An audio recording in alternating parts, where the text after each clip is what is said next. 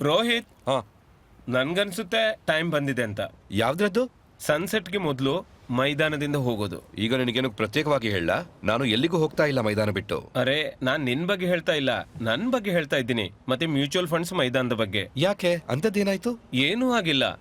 News ಓದಿದೆ, market ಹೇಗೆ ಮೇಲೆ ಕೆಳಗೆ ಹೋಗ್ತಿದೆ ಅಂತ.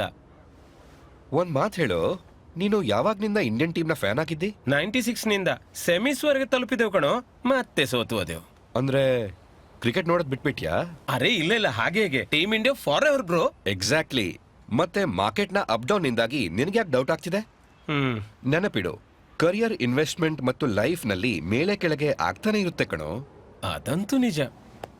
ಹಾಗಾಗಿ ದೃಢವಾಗಿರು, ಆಗ ನಿನ್ನ ಕನಸುಗಳು ನನಸಾಗಬಲ್ಲವು. ಸರಿ ಇದೆ. ಲೈಫ್ ಮತ್ತು ಮ್ಯೂಚುವಲ್ ಫಂಡ್ಸ್ ನಲ್ಲಿ ಲಾಂಗ್ ಟರ್ಮ್ ಯೋಚಿಸೋದು ಸರಿ ಇದೆ. ಸರಿ ಇದೆ. ಹಾ, ಮ್ಯೂಚುವಲ್ ಫಂಡ್ ಹೂಡಿಕೆಗಳು ಮಾರುಕಟ್ಟೆಯ ಅಪಾಯಗಳಿಗೆ ಅಧೀನವಾಗಿವೆ. ಸ್ಕೀಮ್ ಸಂಬಂಧಿತ ಎಲ್ಲ ದಸ್ತಾವೇಜುಗಳನ್ನು ಗಮನವಿಟ್ಟು ಓದ್ಕೊಳ್ಳಿ.